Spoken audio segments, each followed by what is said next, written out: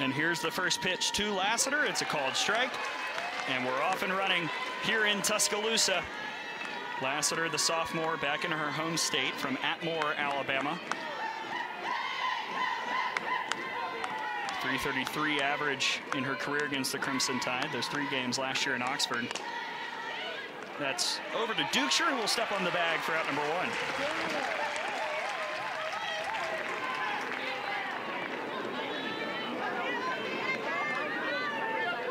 First baseman number 9, Paige Smith.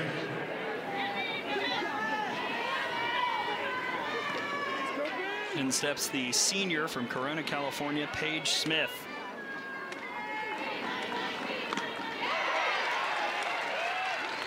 Smith on the 2021 SEC All-Newcomer team. 167 career average against the Tide, trying to get the bat rolling. Just 3 hits in the last 5 games, although all were doubles.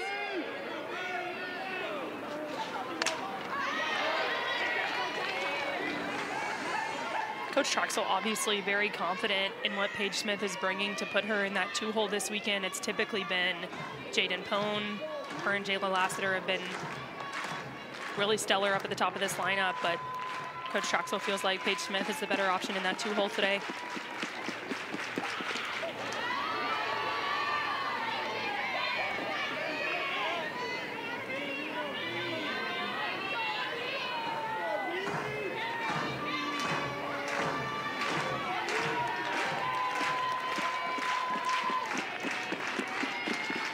One-two from Beaver, fouled away.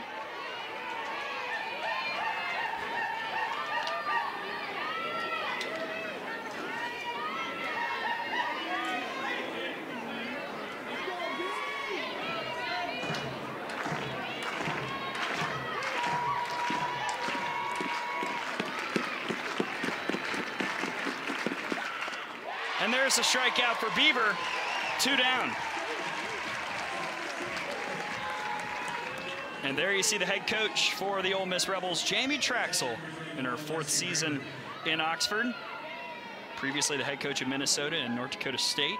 Took the Gophers to the World Series back in 2019. Fastest coach to reach 100 wins in Ole Miss history. Trying to position her team to go back to the NCAA tournament. Yeah, and I think this is a big weekend for them if they do want to make it into the NCAA tournament, knowing that they're under 500 right now, got to get to that 500 line. Yeah, 3-9 start in SEC play, not what you want. And if you're under 500 overall, you are not eligible to make the NCAA tournament.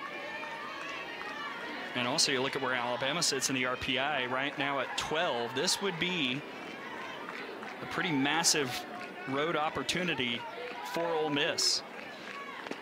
There's a strike to Lexi Brady. And Ole Miss has already proved that they can win big series on the road. They went to LSU and took that series, which was huge for their resume. And winning this weekend would also be very big for them.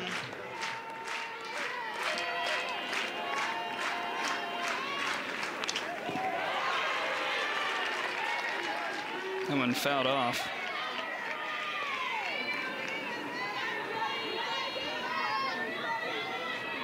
Brady has been the big power threat for the Rebels all year long. 5th in the SEC in home runs with 11.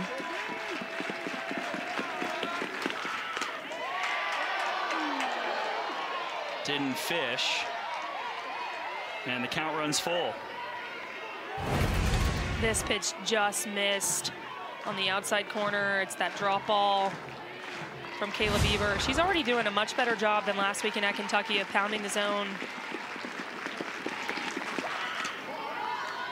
She misses high there, and Lexi Brady draws the 2-out walk here in the 1st. It's a great take there by Lexi Brady. You saw Paige Smith swing at that, and it's very difficult to lay off of, especially on 3-2. When you're thinking, am I going to get a ball? Am I going to get a strike? And you see something that looks a little bit sweet, and some hitters may go for that, but she's very disciplined. And free passes were a problem for Alabama in the Kentucky series. Half the batters for the Wildcats who reached via walk or hit by pitch came around to score last weekend. So Ansley Furbush right now trying to make that stat important here this weekend.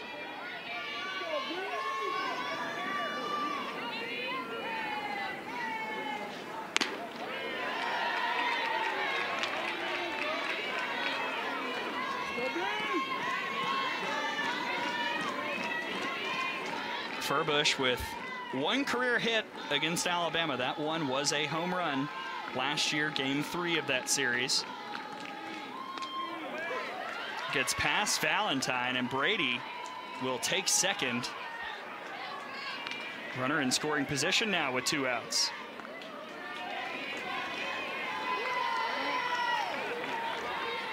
We talk about this all the time, but this is a big opportunity early in the game with arguably your best hitter at the plate in Furbush. She's having a career year, and it would be great for Ole Miss to capitalize on a runner in scoring position, which has been hard to come by in game 1s. Got her. Kayla Beaver gets a huge strikeout. And she's been swinging a good bat as of late. Here's Kristen White. Strike 1 from Ansley Furbush, the senior from Longwood, Florida, getting to start in the circle here tonight. Furbush likes to go up and down, both sides of the plate, throws with pretty good velocity, and will try to keep the hitters off balance with a good off speed, get them guessing. Only 3 1/3 innings pitched in her career against Alabama.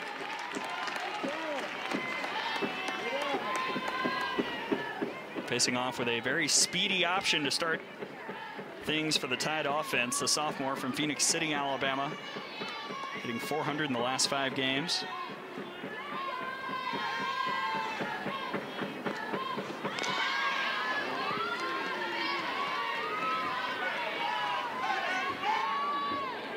You mentioned it, Gray, but I like this move of Kristen White to the leadoff spot as well because of how exciting she is. She gives so much energy to the offensive side for Alabama. When she gets on, she gets her team excited. Saw that happen at Kentucky last weekend when they were able to tie up the game on Saturday. She's really a fire starter for them in the box. Slaps that one foul. Yeah, Patrick Murphy having to maneuver things around due to the absence of Marley Giles. She'll miss some time with an arm injury. And I think one of those was, well, Jenna Johnson has been driving in a bunch of runs, so might as well move her down, kind of fill that RBI producer slot.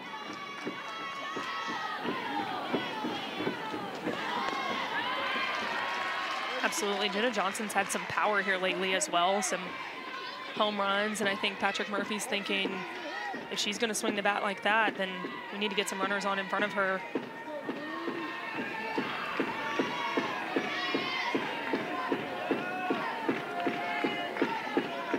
2-2 from Furbush. Swing and a miss. And Ole Miss starts off with a strikeout.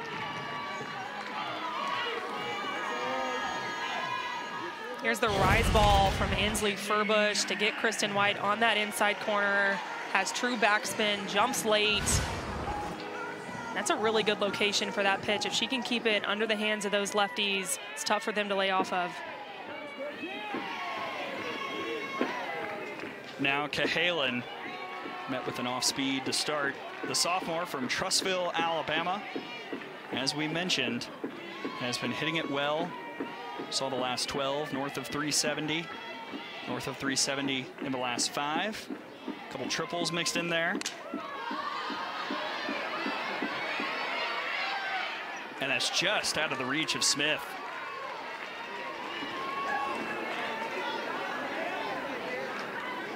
A break there for Kinley Cahalan. I originally thought this was going to get caught, just carried over into the dugout.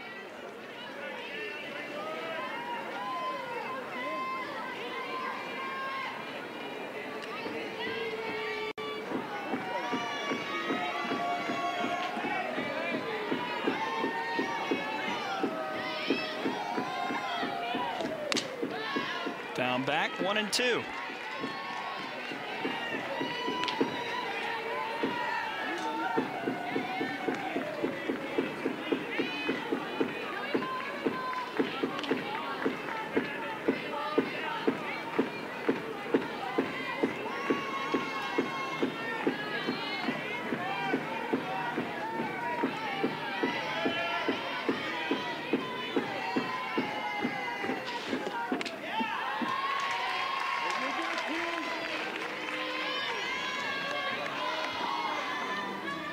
Already seeing Furbush use that rise ball to both sides of the plate. She went in, and she'll also go out with it to change the eye level.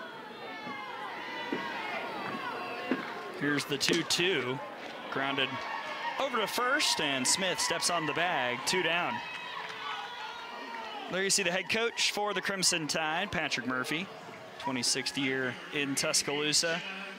Been to the NCAA tournament 25 straight times, over half the time making it to the Women's College World Series, and of course, that national championship in 2012.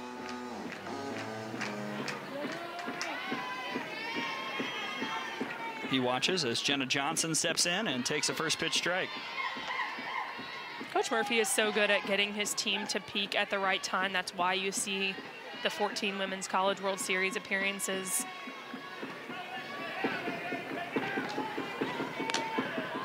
And when we talked to him on the call, I liked when he talked about the 4 stages of team building being forming, norming, storming, and performing. Sometimes you're going through the storming. Alabama may think they're going through the storming right now, not winning an SEC series yet, but you hope that your team gets to the performing stage in May, in June, when it really counts. They pinpointed last year's squad, said there was a lot of storming for the Crimson Tide in 2023, but they performed at the right time, got back to OKC.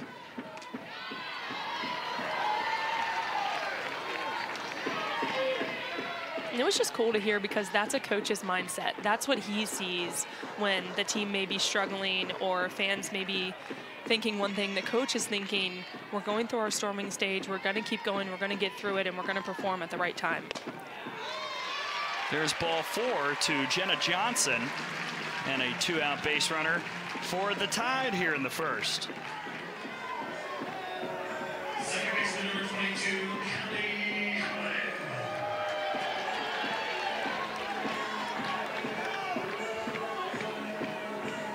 Quick conversation between Brady and Furbush. You see the pitch count, even number, balls and strikes so far, and we'll see what the plan is against Callie Hevlin, who will step in.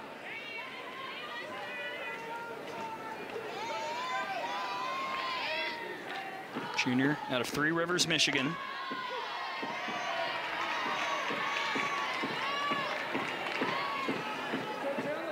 Last year in Oxford, hit 500 in that series with a couple RBIs and a home run.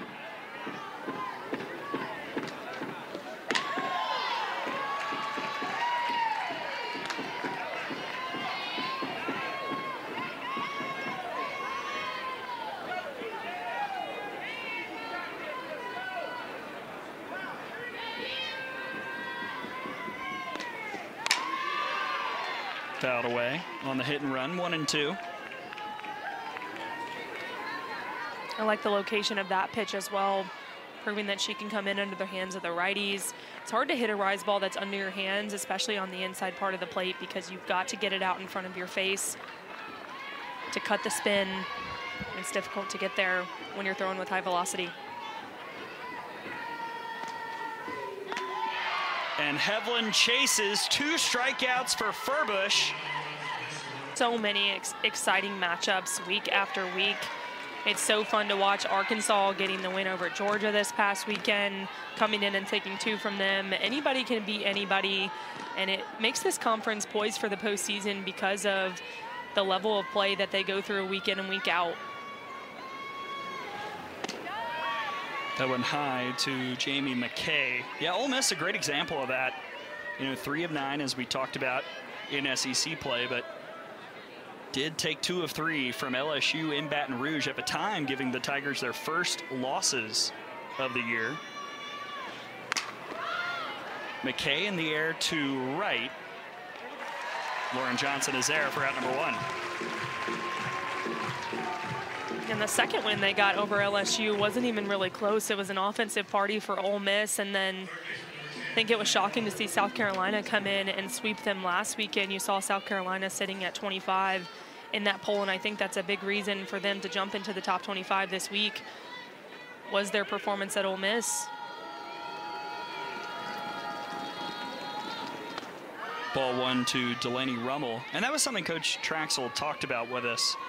You know, she was mentioning how It's all about getting the confidence up, finding yourselves in the box, and then she pinpointed the LSU series as proof of concept. They've done it. Now they just have to get that confidence back that they showed in Baton Rouge a few weeks ago. And uses that as an example for her team to say, hey, we've proven that we can go into a great atmosphere against a good team, against a ranked team, and come out with a series win. And that's what they need to do here this weekend, reminding them that they just need to keep competing.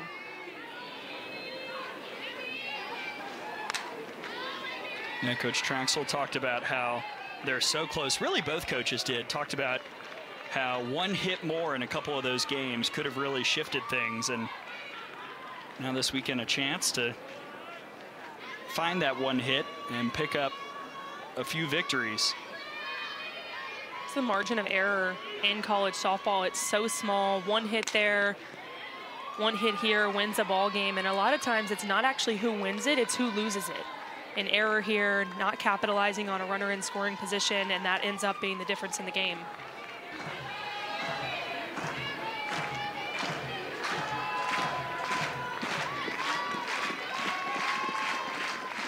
Two-two to the Illinois transfer. Rummel hit out to center. I don't think Kristen White, nope, she's there. She'll make the catch for out number 2.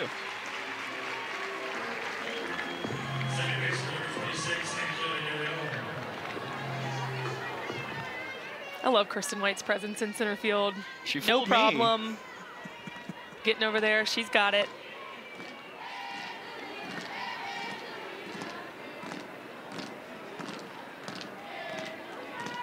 Angelina De Leon fouls off the first pitch. Junior out of Valley Springs, California. She started to find the bat just a bit, hitting .308 in the last 5 games. Coach Traxel talked about how impressive her defense has been, and now the offense starting to come along.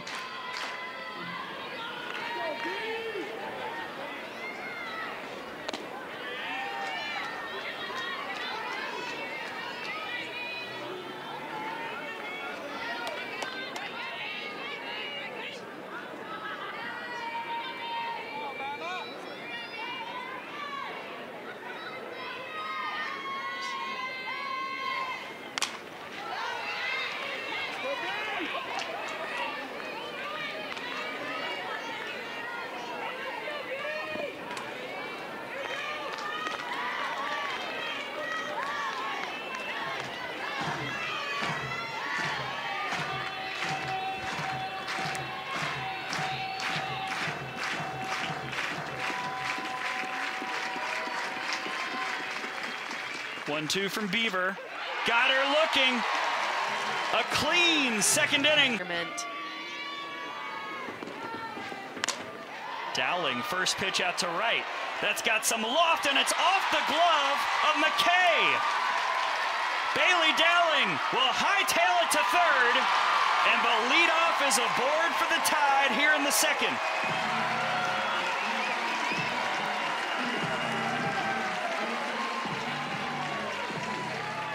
I love Bailey Dowling's swing because of how simple it is. She has quick hands and so much power. She just gets her barrel to this pitch, and it keeps on going over the right fielder McKay's head, out of her glove. And Bailey Dowling was on her horse, motoring around, trying to get to third, set up an RBI situation for Abby Dukeshire. First triple of the year for Dowling, and now Dukeshire lifts that to center. Lassiter will run in and make the catch. And Dowling can't move, one down.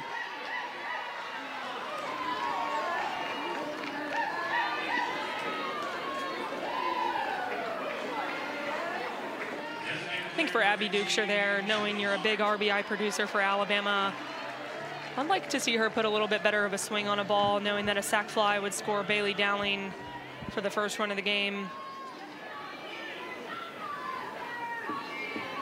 Now the Tide will look to Kendall Clark. First pitch to left, that's down, and Dowling will come in to score. Alabama leads 1-0.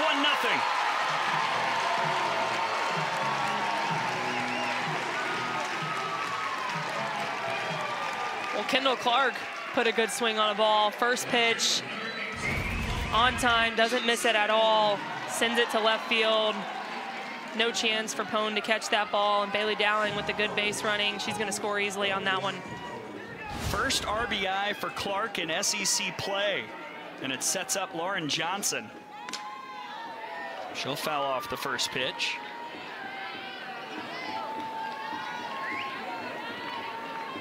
Freshman out of Franklin, Tennessee. SEC co-freshman of the week back in week 1.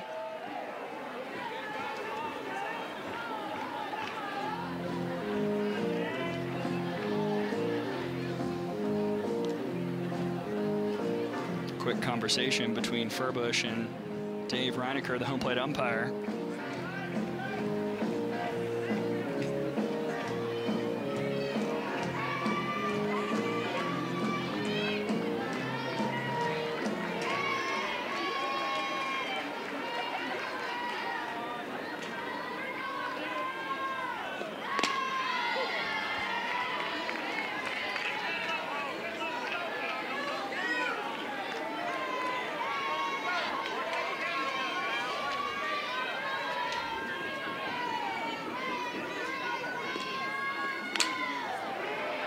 Lifted to right and foul.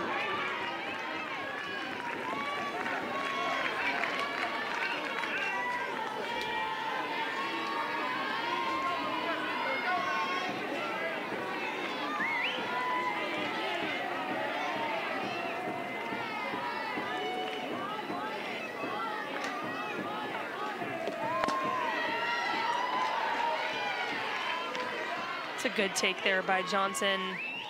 That's a ball, but also a good spot by Furbush, who has really been painting the corners all game so far.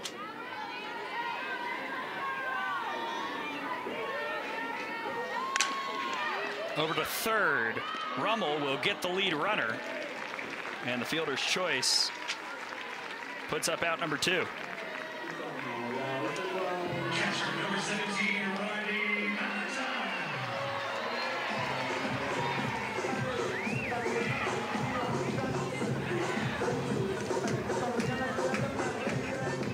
In steps Riley Valentine, the transfer from Texas A&M, sophomore out of Phoenix. Hitting .250 in the last 5 games. And as we talked about, we'll be catching for at least the next couple weeks. Marley Giles out for 2 to 4 weeks with an arm injury. One of the reasons why Patrick Murphy brought in Valentine from the portal, to have that extra depth behind the plate. And Riley Valentine won't miss a beat behind the plate. She's a great catcher, has a great arm, and she'll step in seamlessly for them behind the plate. I think where there may be a growth opportunity is offensively, because Marley Giles was having great at-bats for Alabama. The OBP was exactly where you want it to be, taking lots of walks and finding herself in that 4 spot. So I think they're going to miss her offensively.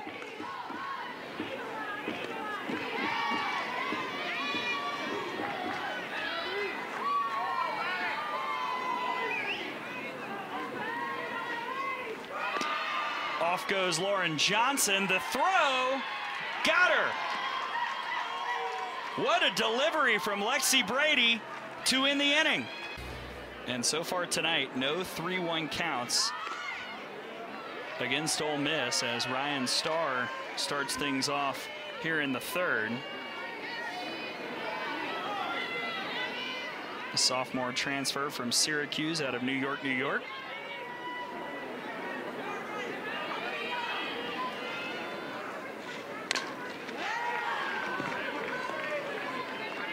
And we showed the opposing batting average with 2 strikes. Here's where Beaver typically goes in those situations. This is why that batting average is so low, because of her ability to spot those pitches. The red is where she throws her rise and drop a lot more with 2 strikes. You see she's hammering the lower part of the zone and the top part just out of the zone. Gets swings and misses a lot on that rise ball. There's Hevlin, 1 down.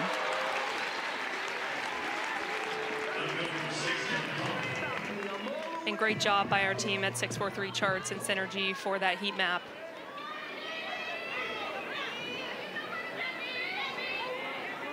And so far, a great job by Kayla Beaver in the circle, now facing Jaden Pone. Transfer from Longwood. And the other thing that's interesting, Kaylee, when you look at that heat map, not only is she throwing that drop away to the righties, but she'll throw it into the lefties too, and then she's not afraid to go into the righties as well. She's willing with that drop ball to go in to both sides of the plate. Yeah, we didn't have the data to back it up right there, but I would be willing to bet the red spot at the low part of the zone is drop in to lefties. She likes to throw that a lot with 2 strikes, has a lot of success and swings and misses on that. And then the rise ball, she likes to throw that up and into the righties, challenge them to get their hands there. And it's really tough on both of those pitches to catch up with it when it's 70 miles an hour.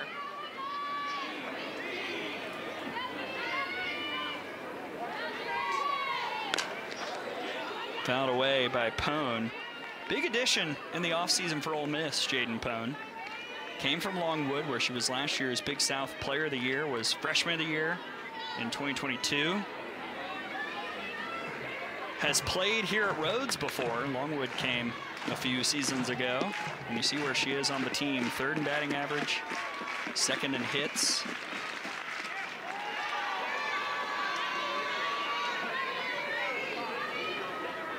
Yeah, interesting to see her in the 9-hole. I think they're trying to set the table for Jayla Lassiter because she does have quite a few RBIs in that leadoff spot. There you see Lassiter on deck. But Pone strikes out. 2 gone. And this, I think, was another reason for moving Pone down in the lineup, is because that's her 17th strikeout in SEC play. It's the drop ball from Kayla Beaver on the inside part of the plate to the lefty, gets her swinging.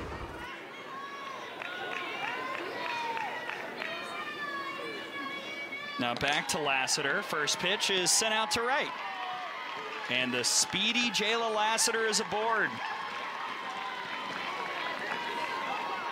And this is important, Gray, because we've highlighted the struggles in Game 1 for both of these teams. And one thing that we saw this week is that Jayla Lassiter was hitting 0 in their Game 1 losses and 600 in their SEC wins. So it's really positive for Ole Miss to see her get a hit here tonight. The Ole Miss is 18-7 this year when Lassiter does reach via base hit. Trying to find an answer after Alabama put up a run in the bottom of the 2nd.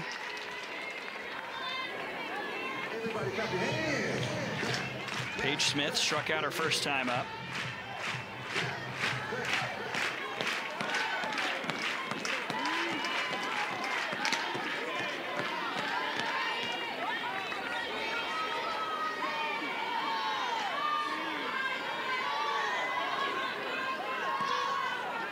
And Lassiter can run. 15 of 18 in stolen bases this year. A lot of speed on base for Ole Miss.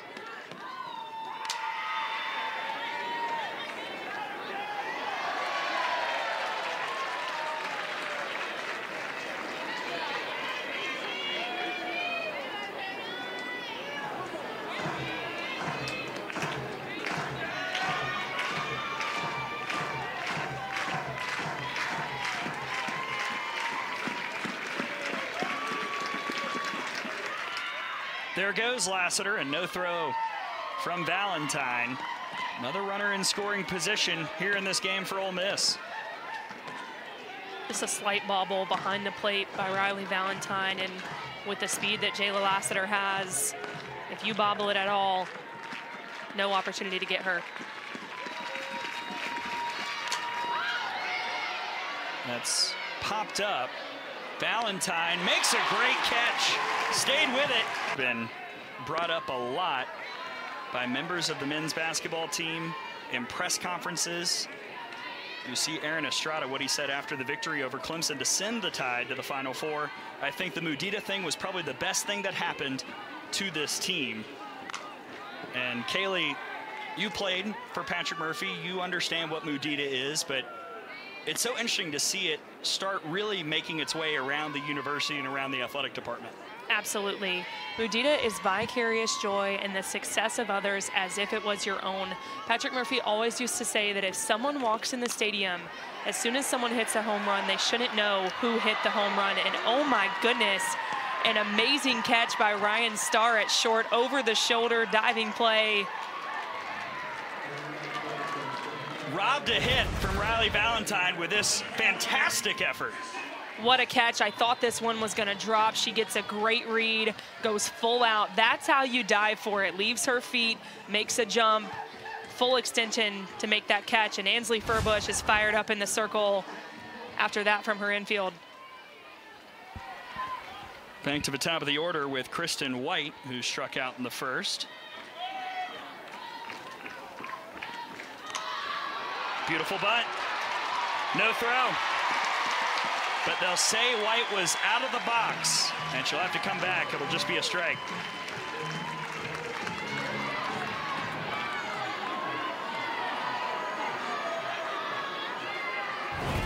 It's a rally killer for Alabama right here.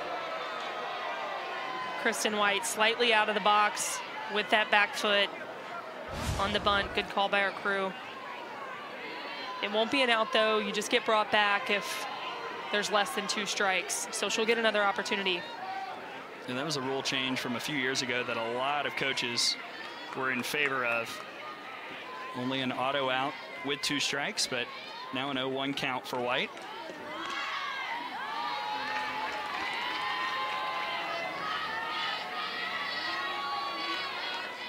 Going back to the Mudita thing and Patrick Murphy, I think it is really cool because Patrick Murphy's the longest tenured coach in the Alabama athletic department. He's been here so long, implemented that culture with his team, and now you're starting to see it grow and spread among all the other athletic programs here at Alabama.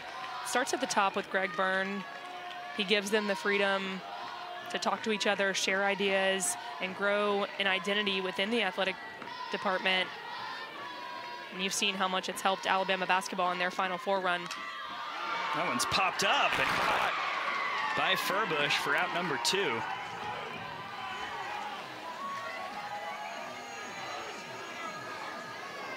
Good movement and athleticism from Ansley Furbush to come out of the circle and get that ball without having to dive.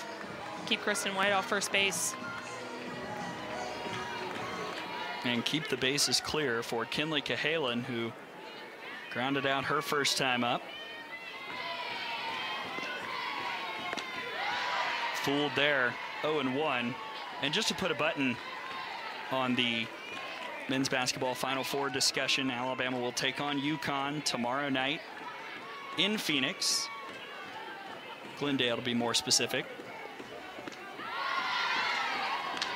First time ever Alabama men's basketball has been to the Final Four, and if you're an Alabama fan out there, you'll still have a chance to come watch some softball tomorrow. That game starts at 5 Central, basketball at about 7:45 Central. Big weekend all the way around for Alabama athletics.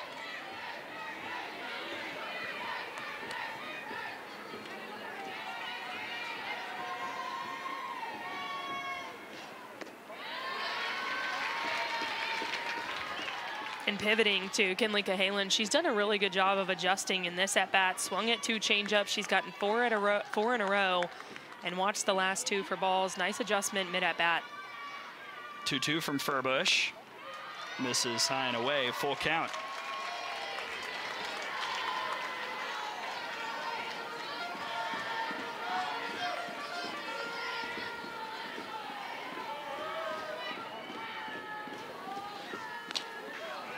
Little cue ball back to Furbush, and she'll make the throw. 2 in the inning. We've played 3. And Kaylee Tao in the booth. Pleased to be joined by Ole Miss head coach Jamie Traxel. And coach, right now your offense just 1 hit against Kayla Beaver. What adjustments do you want to see going forward, especially with the heart of the order coming up? Yeah, I think we had some better quality at bats and some better pitch selections and swings. Paige just missed that last ball there too. So I like this, our approach of the last couple innings. We're swinging the bat. We're trying to be hungry and go after it. Got to have good discipline, but when you go, we got to be able to barrel up some balls and hit something hard. Coach Ansley Furbush doing a good job of mixing speeds in the box. Yeah. What have you liked from her? Just that. I think Carl's calling a great game. Ansley's fearless. She's working both sides of the plate, mixing on off speeds and then fielding her position really well. Thank you for joining us, Coach. Thank you, guys. Howdy toddy. That's Ole Miss head coach Jamie Traxel. And like I mentioned, the heart of the order due up, Brady, Furbush, and McKay.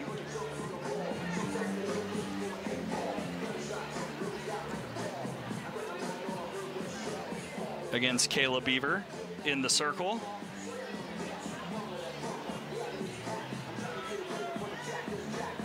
Kaylee, how would you evaluate what we've seen from Beaver so far here tonight? I think Beaver's done really well so far. I like the way she's gone at these batters, gotten ahead, and we saw the stats earlier. When she gets 2 strikes, she's really good, and I don't know if she knows that or not, but she likes to get ahead on these batters, get 2 strikes, and she's always really good at locating her pitches. She stays around the outside of the zone, throws her rise on multiple levels. I think she's done really well at throwing her stuff tonight. You know, it's so interesting. I've chatted with a bunch of players around the conference this year, and everybody's different statistically, how they want to look at stats. Do they want to look at it, or is it something that they just want to ignore and play their game? How are you, Kaylee? You know, I'm glad you asked. One time I found out that I was hitting 415 when I saw less than 4 pitches in an at-bat, and I was hitting 250 when I saw more than 4 pitches, and I did not want to know that. As soon as I got to more than 4 pitches, I was like, oh, there goes my chances. So I was more of like, you know, let the stats gurus look at that. I don't really want to know it, but I know there's other hitters who are more analytical and like to know those things and put them in situations where they can be successful. I wonder if Lexi Brady knows that stat that's on the screen. 11 home runs, tied for 5th in the SEC. Drew a nice walk in the first.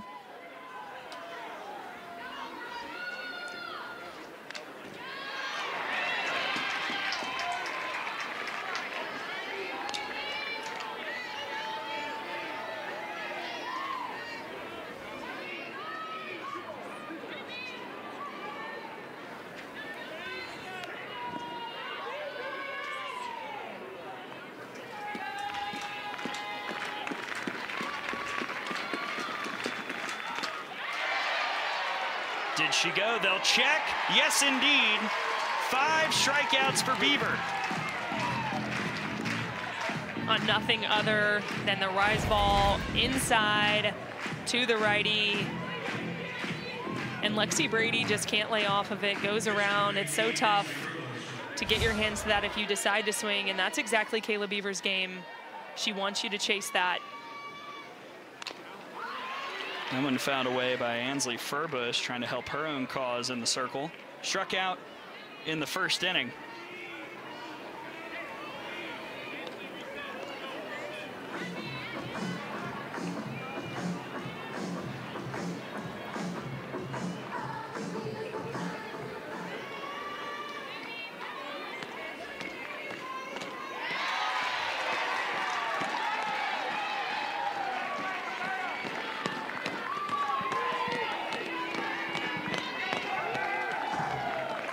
Kayla Beaver, first and only year with the Crimson Tide.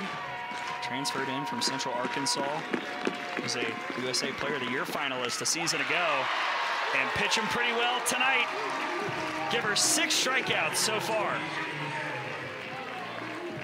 This pitch just shows how much movement she gets on her rise ball. It's over the middle of the plate, in the middle of the strike zone, and she still gets the swing and miss because it jumps even when it's in the middle of the zone. First pitch strike to McKay.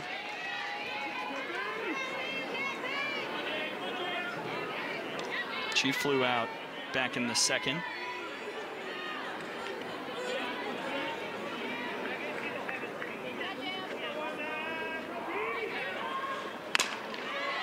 That's off the glove of Dukeshire. And this could be some trouble. McKay will head for second, and she'll slide in safely. Another runner in scoring position for Ole Miss. This is a great piece of hitting by Jamie McKay.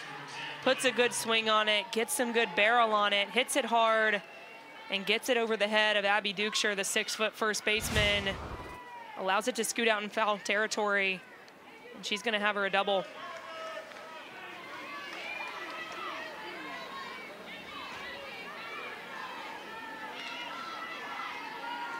Third time already tonight, Ole Miss has had a runner in scoring position. Looking for a base hit to tie this thing up. And a first pitch strike to Rummel.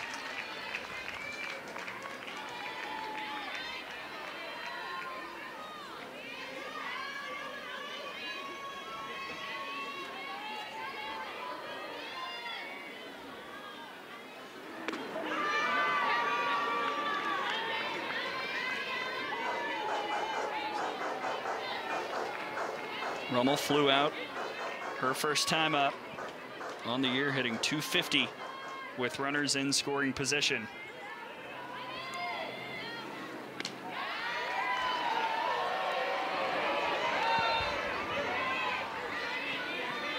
That pitch just off the outside corner of the plate.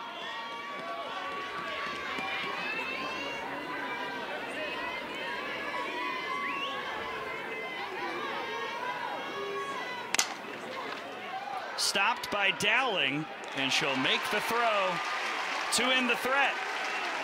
Another missed chance for the Rebels. 1 of 4 at the top of the order. Alabama 0 for 3. Johnson walked her first time up and was fooled by the change there.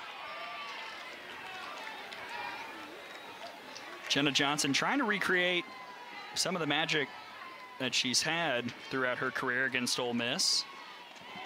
Game 2 last year in Oxford had a 3-run homer in the 7th to help the come from behind win cause for her squad.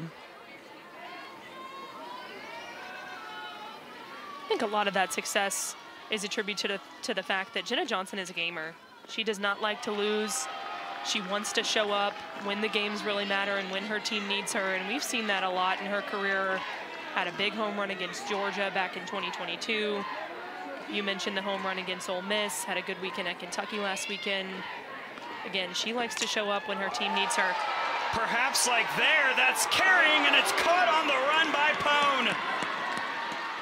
What a play in left to take away extra bases. I thought we were going to be right on cue, Gray, but Jaden Pone has something to say about that. She has so much speed, covers a lot of ground to get into the corner and left field and take away a double from Jenna Johnson. I think off the bat, she thought that was out of the yard. She got great barrel on it, was able to turn on it. It jumped off the bat. I thought it was going to leave the yard as well.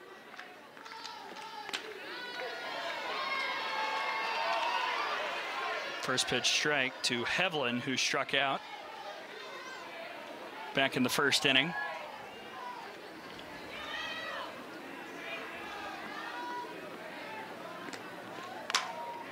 She'll line that out, and it's just foul.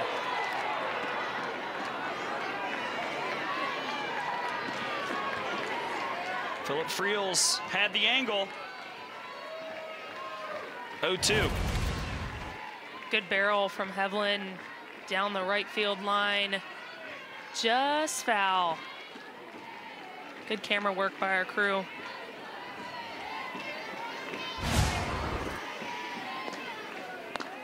And Furbush comes back and gets the strikeout.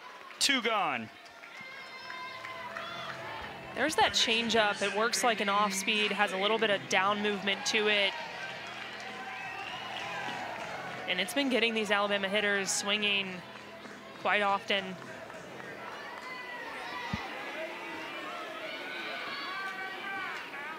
Here's Dowling. She'll take that one for a ball. Bailey Dowling tripled to lead off the second, came in to score, and right now she's the difference in this 1-0 ball game.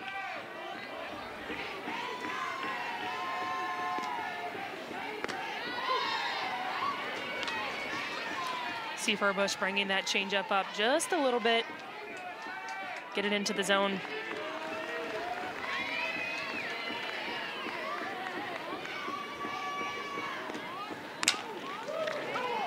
Sharply hit to third, but foul.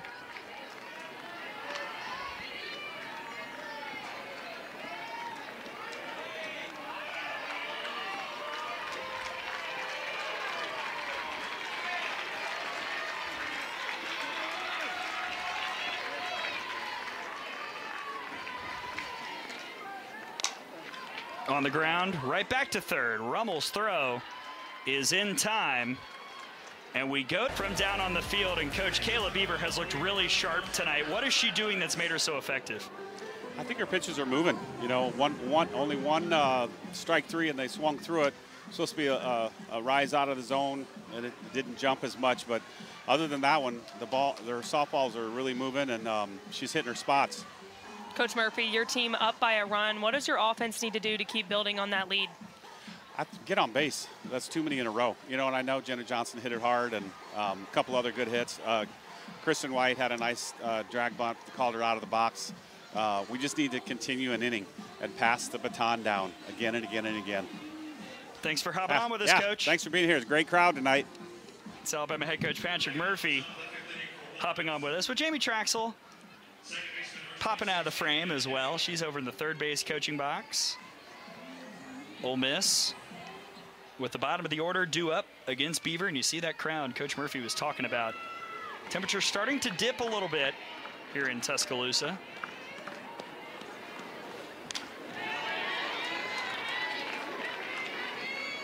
This is around the time of the year when we start to see big crowds around the country for softball. Basketball season's wrapping up. The weather's getting a little bit nicer. You start to see those fans pile into softball stadiums. Yeah, it felt really, really nice when we arrived here at Rhodes tonight. Like I said, starting to get a little chillier. You see some of the blankets for folks out in the Brickyard and in the stands as the sun goes down.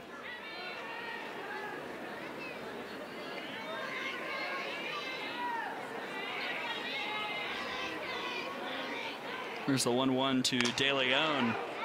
Out to right, and Johnson had to dive just a bit for out number 1. Very well played by Lauren Johnson in right field. This ball just started to die. She was kind of floating with it and ended up having to dive.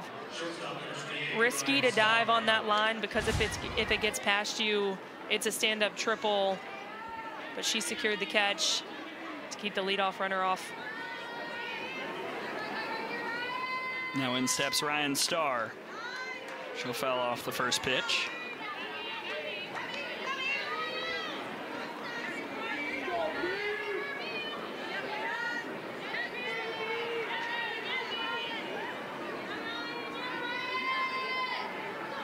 Ole Miss tonight, 2 hits against Beaver. Both came with 2 outs. Had a base runner in every inning except the second. I think that's really the difference so far is you hope that you get a base runner on early in the inning so you have the opportunity to kind of manufacture a run when you're not getting the big hit. But you can't do that when your runners are getting on with 2 outs.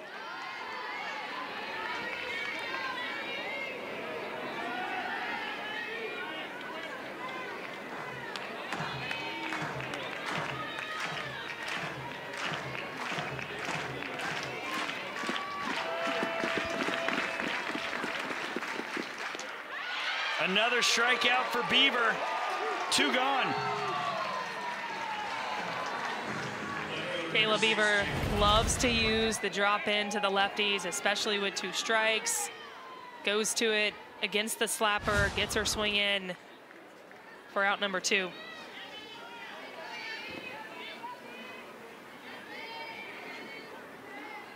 Now in steps Pone, and she'll swing and miss. She struck out her first time up.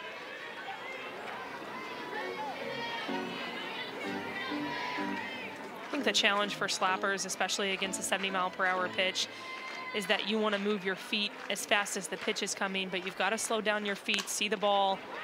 I think that's why we see Pone go to the swing away there.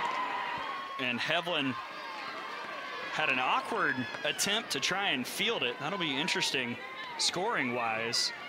But the speedy Pone is on base with the dangerous Lassiter stepping in. I think this is a hit all the way. Jaden Pone does a good job of getting her hands to the inside pitch, hits it hard on the ground, and with her speed, that would have been a tough play for Hevlin anyway, having to throw on the run against her body.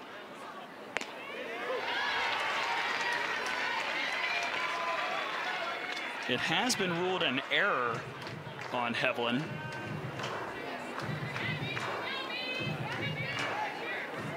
Either way, for Ole Miss, it's a base runner with Lassiter at the plate. But quickly, Beaver ahead 0-2.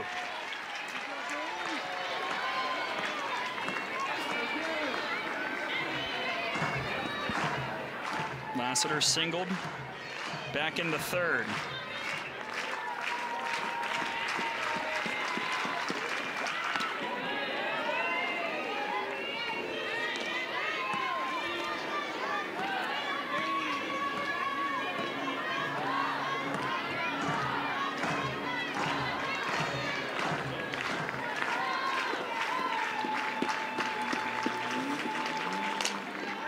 on the ground.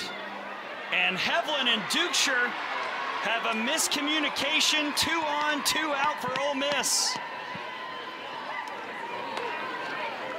This is a break for Ole Miss because of the miscommunication on the right side of the infield. This is Hevlin's ball all the way. It would have been really, really tough for Abby Dukeshire to get over there, get the ground ball, and get back to first base. Her first decision needs to be to go cover that bag and allow her second baseman to make the play. And similar to a play that happened in Game 3 of the Kentucky series on an Aaron Koffel RBI single. So now, once again, the Rebels have a runner in scoring position. 4th time that chance has come through 5 innings. Valentine tracks it and ends the inning. Times tonight, but unable to cash in so far. And they just haven't gotten the timely hit yet. And I think if they keep getting that runner in scoring position, it's only a matter of time before they find a way to get something through. So it's really important for Alabama offensively. There's Abby Dukeshire, and that is an important base hit. That ends an 0 for 19 stretch, and the leadoff is on here in the 5th. Absolutely, I was going to say that it was important for them to work the leadoff on here. And also as an important at-bat for Abby Dukeshire, coming off the error, the miscommunication on the field, makes up for it on the offensive side. Does a good job here of waiting back on the changeup, getting her barrel to it, hitting it hard. Great bat speed. Pokes a single out in left field. And from great bat speed to great speed on base, Kinley Pate has come into pinch run, the Samford transfer. And Alabama has Kendall Clark stepping into the box. She drove in the lone run here in this ball game. She'll show bunt. Furbush has one play and she'll make it, but the sacrifice is well executed by Kendall Clark.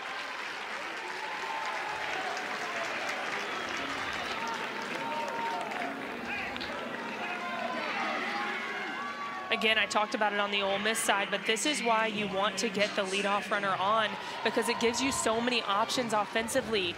You can decide to go to the bunt, you can try a hit and run, do a lot of things to get runners over. When you get runners on with 2 outs, you don't have those options. Lauren Johnson, ooh. That came in and hit her. And quickly, the athletic trainer will come out and check on the freshman.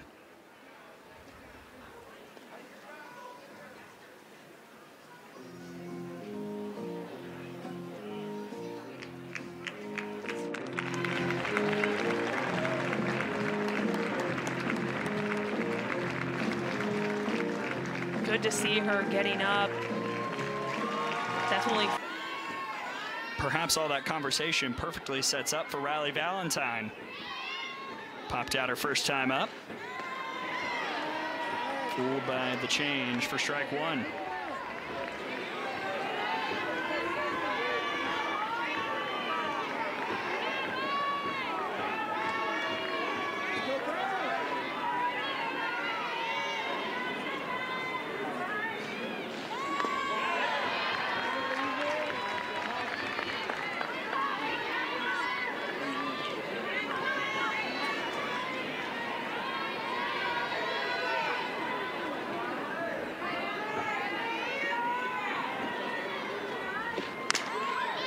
Fouled away.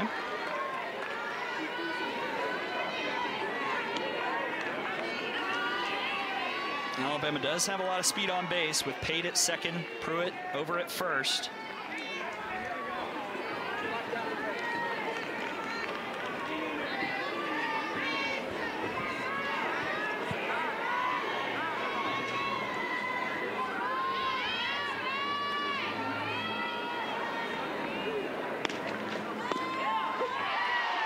Strike 3. And Patrick Murphy is livid about that call.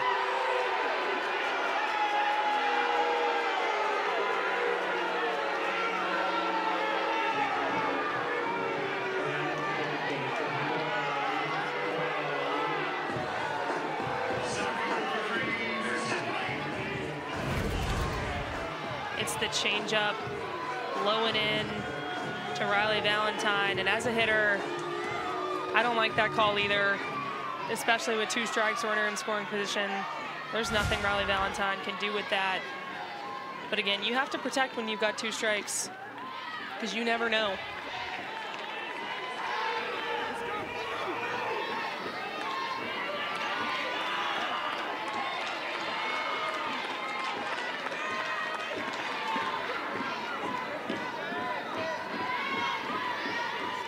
Now an RBI position for Kristen White.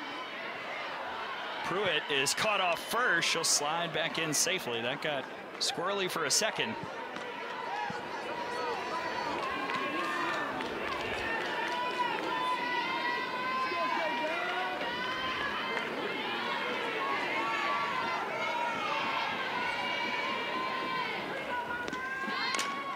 Slapped by White.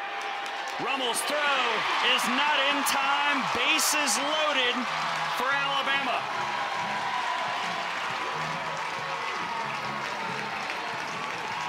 As soon as you see Kristen White put a ball on the ground like that with such a big hop, you know she is safe at first. No chance of getting her when she executes her slap game like that.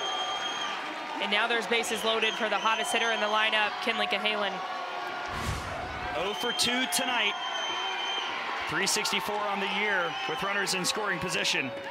And this has been an area where Alabama has struggled. In conference play, the Tide just 2 for 13 with the bases loaded.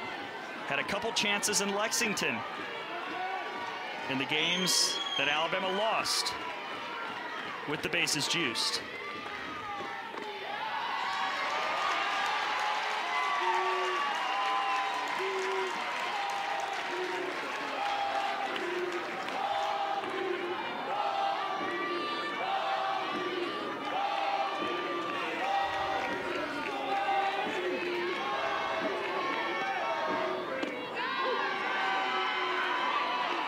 Tell Ainsley Furbush is really confident in that changeup right now. She hasn't had to bring it into the zone very much, but she does right there on the hitter's count, 2-0.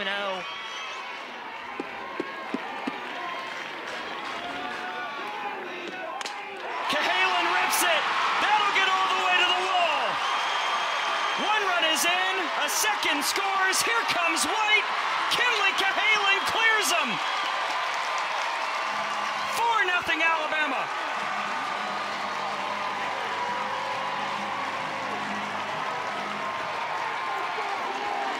When Kinley Cahalan is on, the ball just jumps off of her bat. She is ready for this pitch. She attacks it out into right center, off the wall. And Patrick Murphy is aggressive on the bases. He's waving them around all the way. And Kinley Cahalan executing with runners in scoring position today. And with the bases loaded, that was something, like we said, going into that at-bat, that Alabama had struggled with in conference play. And look, if there's one thing about Kinley Cahalan, she has the clutch gene. We've seen her be clutch over and over. She was clutch against Virginia Tech. She was clutch against Kentucky. She was clutch last season at Texas. When she gets in those big moments, it seems like she just calms down, does her thing, and comes through in clutch moments. That went high to Jenna Johnson. Alabama looking for more here in the 5th. But Johnson, who had that sharp liner that was caught by Pone and left her last time up.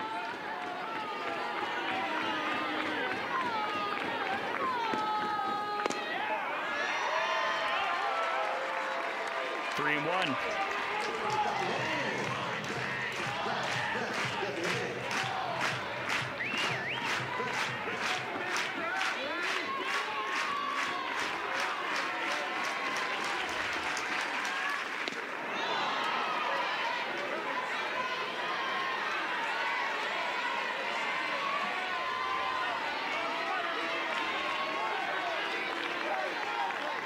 Furbush trying to work through it and limit the damage to the 3. On the ground to short. Starr, the long throw, and Smith couldn't handle it.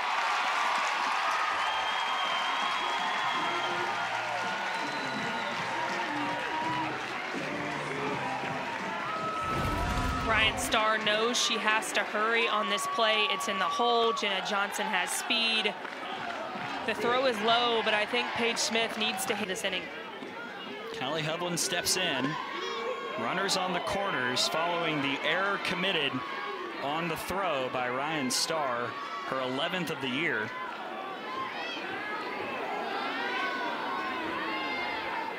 Cahalan over at third, Jenna Johnson at first. 0-1 to Hovland. 0-2. Nice movement on that drop ball outside. You can tell it's biting.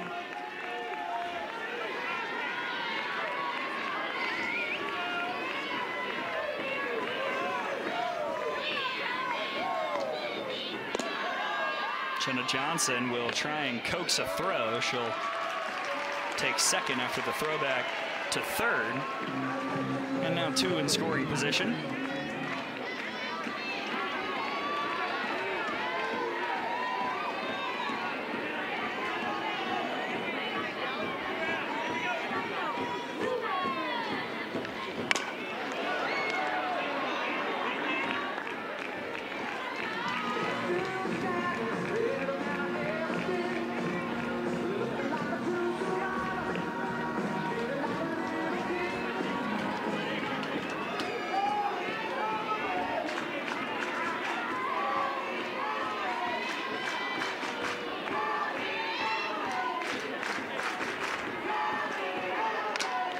Fouled away.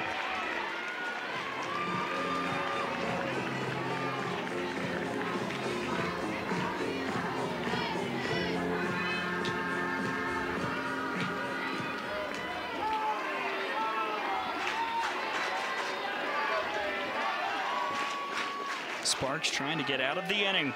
1-2 to Hovland. This is low, 2-2.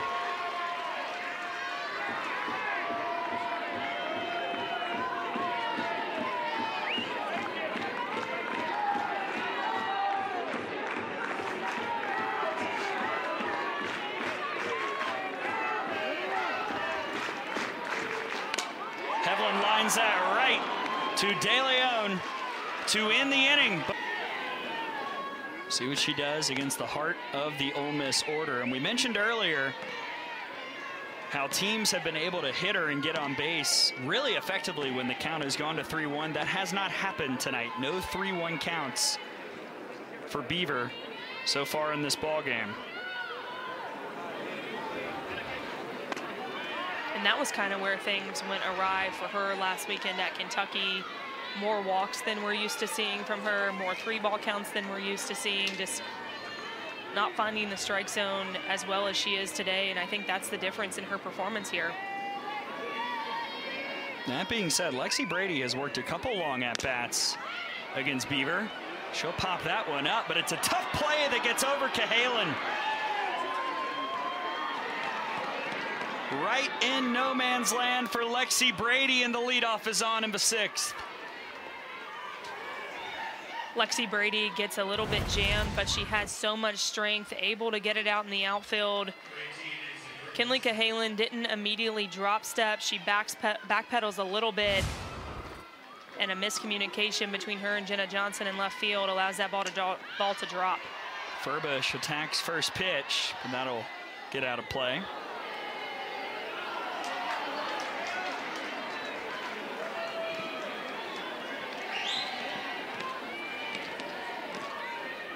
First time tonight, Ole Miss has had the leadoff aboard.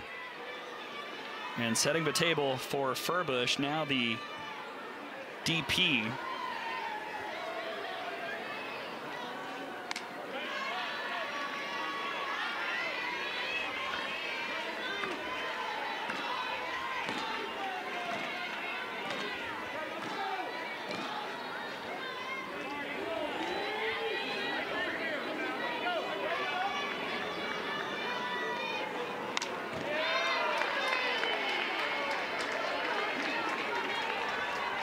If you're Ole Miss trying to respond to that 3 spot that Alabama put up last inning, working your leadoff on is the exact situation you want to be in, especially with Ansley Furbush at the plate. Highest batting average on the team.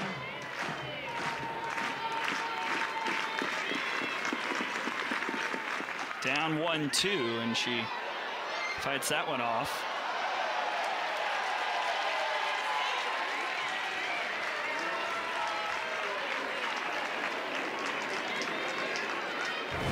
All right, we got to look at this again. This was almost a diving play. Dove over his friends, or maybe his parents. You better be eating free tonight. Just protecting those closest.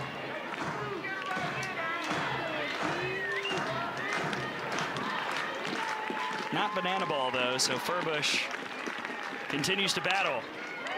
Slow roller to Cahalan. There's one. And Furbush beats it out.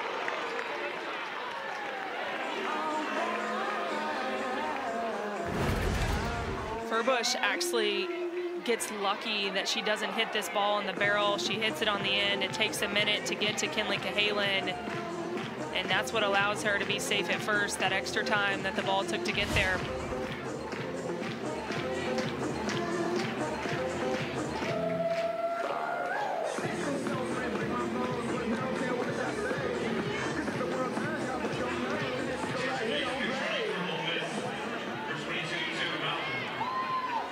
Pinch runner in the ballgame for the Rebels, for Furbush.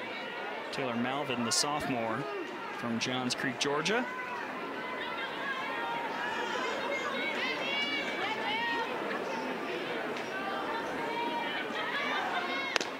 First pitch strike to McKay.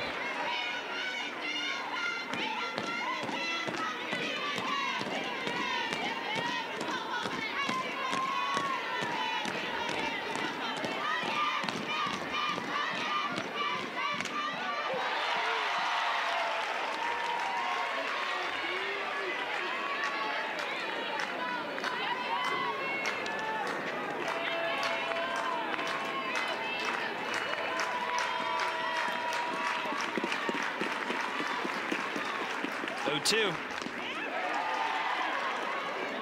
Okay, just gets a piece.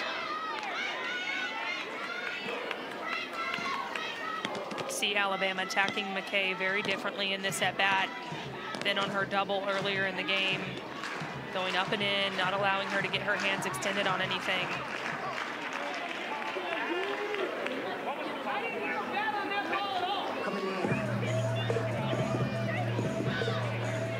Murphy coming out to get some clarification on that last foul ball.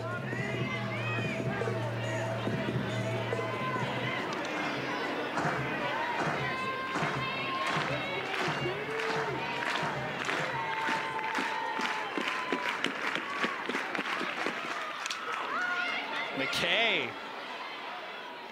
No trouble this time for Cahalan. 2 down. Much better footwork on this fly ball. There you see the new first baseman, Emma Broadfoot. Steps in over there as a defensive replacement for Abby Dukeshire. And as we thought, Larissa Pruitt has stayed in to play right for Lauren Johnson. There you see Pruitt, the sophomore from Hartselle, Alabama, in after Johnson got hit by that pitch square on the knee.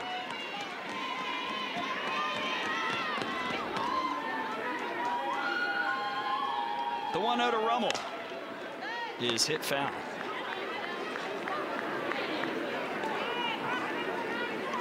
Delaney Rummel is 0 for 2 tonight.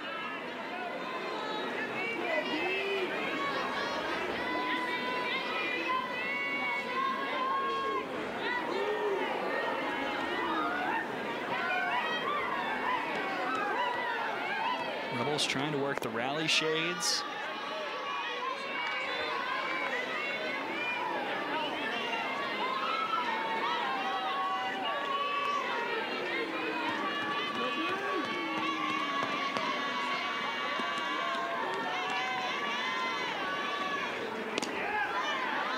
And for the first time tonight, a 3-1 count from Beaver.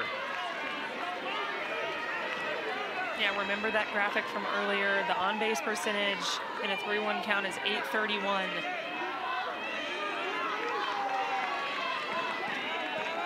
See how Rummel attacks. It was ball 4 anyway.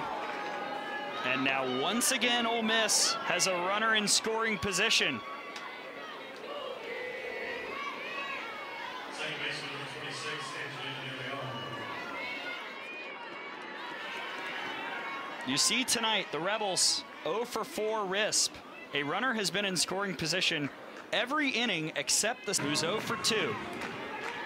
Hitting .206 with runners in scoring position on the year.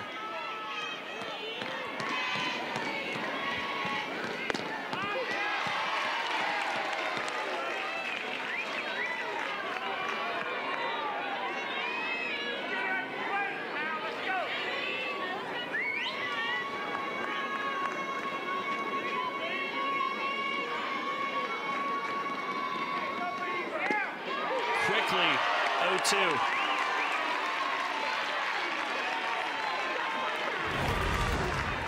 Kayla Beaver getting ahead. Rise ball in the inside corner. Freezes De Leon, puts herself in a good position to get out of this inning. Beaver erases the threat. Strikeout number 8. River rivalry.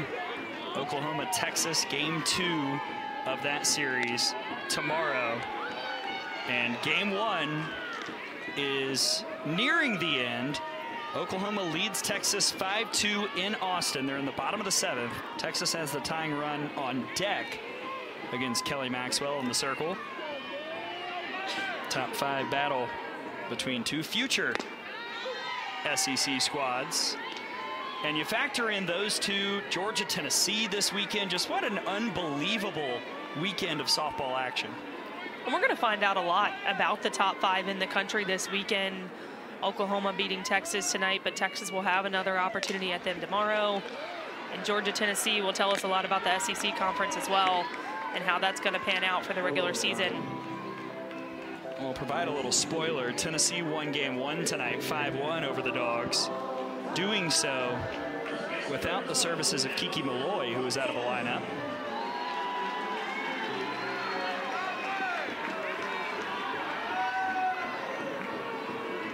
Here's Emma Broadfoot getting her first plate appearance tonight. First pitch out to center, but Lassiter is there for out number 2.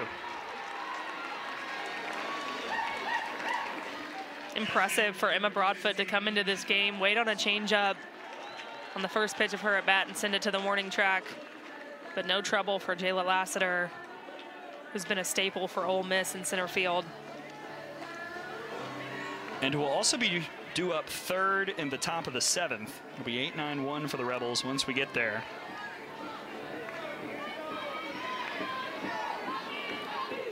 But first, Sparks has to handle Kendall Clark.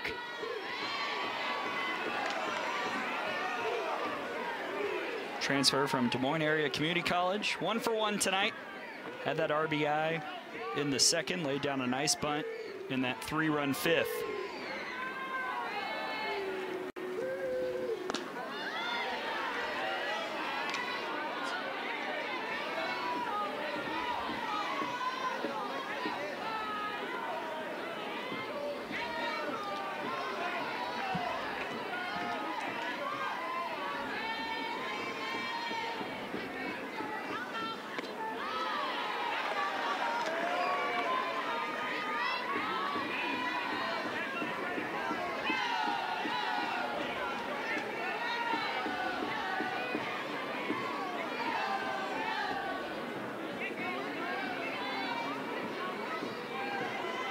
Two-one from Sparks.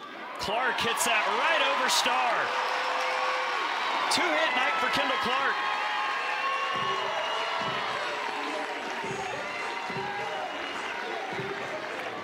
Kendall Clark with another single out to left field on a good hit ball. Great exit velo. Nice jump there by Ryan Starr, but can't get up and catch that ball. And Kendall Clark's been pretty hot for a couple weeks now for Alabama. Cooled off a little bit at Kentucky, but she's feeling it again this weekend. And she's on base for someone who is red hot last year against Ole Miss, Larissa Pruitt. Last season in Oxford, Pruitt, on her way to winning SEC Freshman of the Week, hit .727 against the Rebels with 3 RBIs and 3 doubles.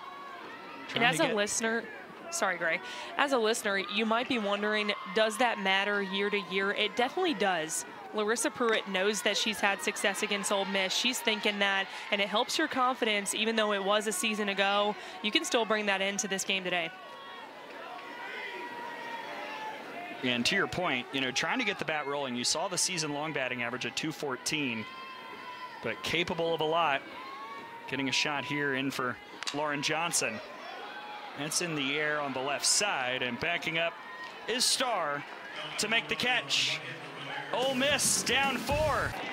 Pinch hitter coming on for Ole Miss to start things off. It's the junior Annie Orman from Myrtle, Mississippi.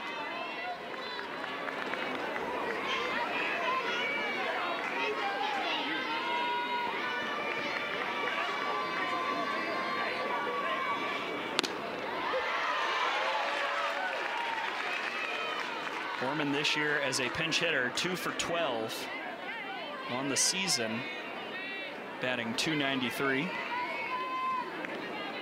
Yeah, and Ole Miss will actually do this quite often. Annie Orman will pinch hit for Ryan Starr at the end of the game. I think they like Starr defensively,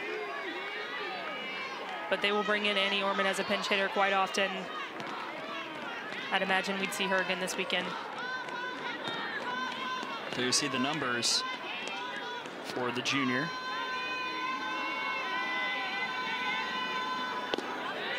And now for the second time tonight, a 3-1 count from Beaver.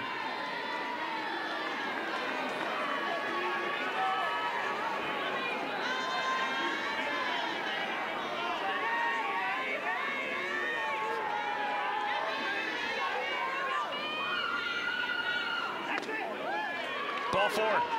The leadoff walk puts Orman on base for the deadly 1-2 punch of Pone and Lassiter. This pitch just low in the zone. Doesn't get the call. We actually saw that, I think, called for strike 3 early in this game. If I'm Kayla Beaver, I want that to be strike 2.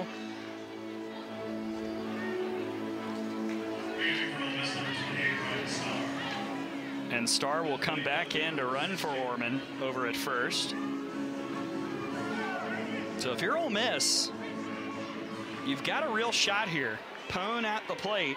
She's already reached once on an error that we both thought was kind of a tough luck error on Callie Heavlin. Yeah, and I'm interested to see that Pone is going back to the slap after having success swinging away.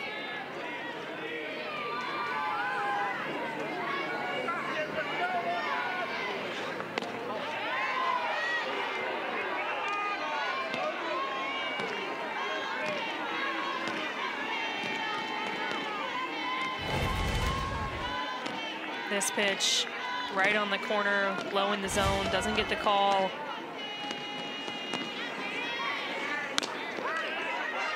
Dowling, the throw is not in time. The Rebels are cooking here in the 7th. 2 on, nobody out, and back to the top of the order.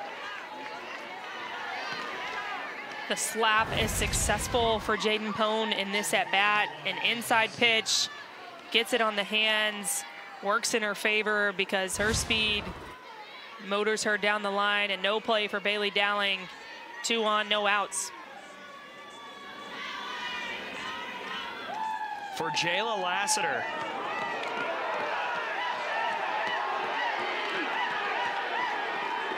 Two for 3 tonight. This is the first time tonight Ole Miss has had a chance with a runner in scoring position with less than 2 outs.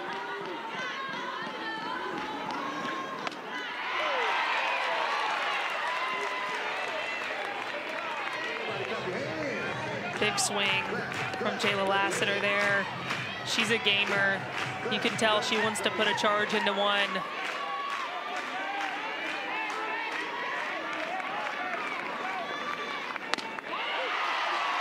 One and 2.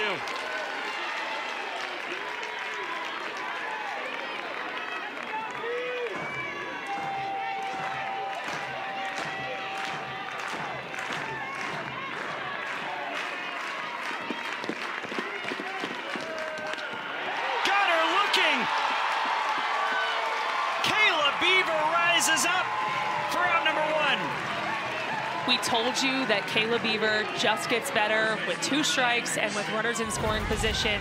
She does just that right here. Rise ball on the inside corner of the plate.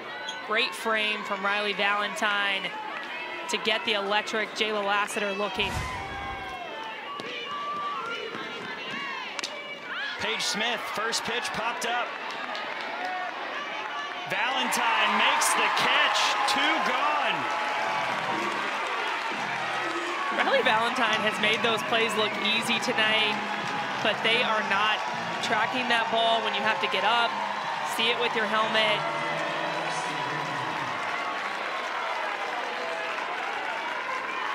The fans rise as Ole Miss brings the RBI producer, Lexi Brady.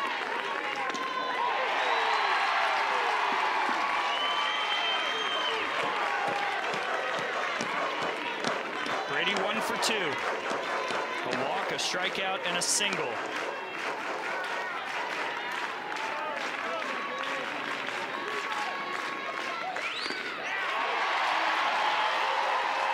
And 2.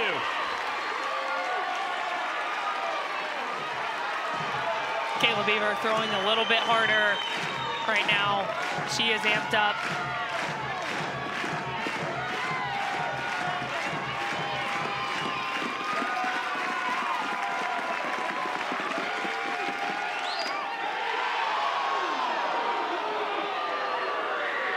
Lexi Brady thinks that hit her and is asking Jamie Traxel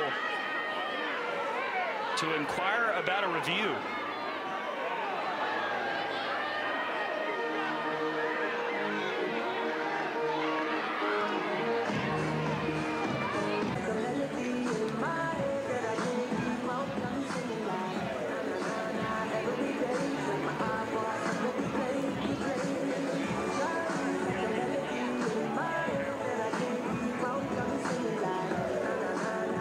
Crowd on edge here at Rhodes. Here's the call. After review, it has been determined the batter was not hit by the pitch. The call is upheld. The call is upheld, and Lexi Brady will have to go back. We've seen this over and over again this season. Great. These umpires are looking for definitive evidence. If they do not have enough evidence to overturn that call, they're not going to. And as we get closer, I'm not sure I would have overturned it either. I mean, how many times, Kaylee Tao, have we sat in this booth and seen plays that close late in games? Way too many, and I hate being the one that has to make a call up here. I'm glad that it's not actually on me. I know it's a tough job for these umpires, and they want to get it right.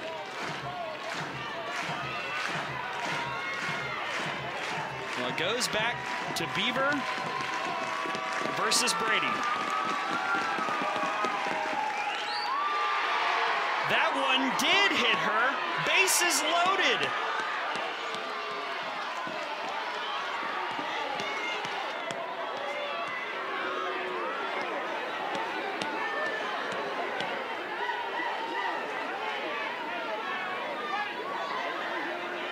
Now Patrick Murphy has questions. You cannot write this stuff. Yeah, this is absolutely wild. Alabama is challenging the call of hit by pitch. Previous plays. It's the rise up and in again.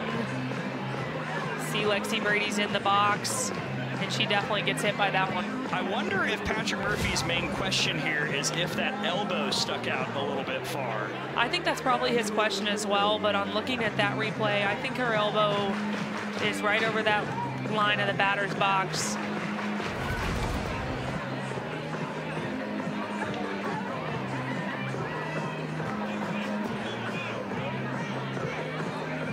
It's difficult to see where the batter's box starts and ends at this point in the game because the chalk has been disrupted.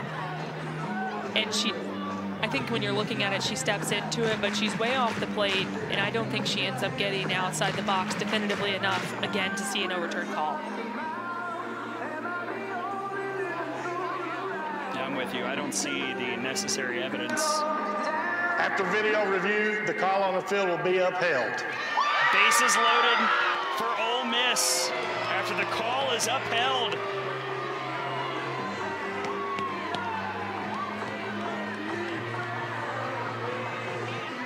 And now the tying run will step in. And it's the starting pitcher, Ansley Furbush. 0 for 3 tonight. On the year, 1 for 3 with the bases loaded. And she does represent the tying run.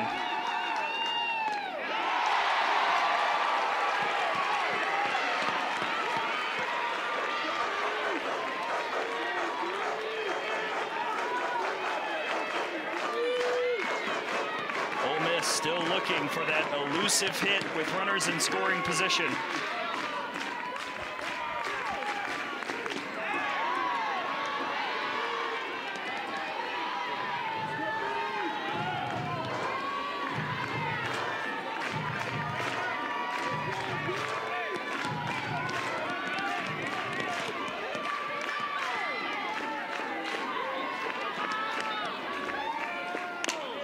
Furbush out to center. Kristen White is there. And Alabama dances out.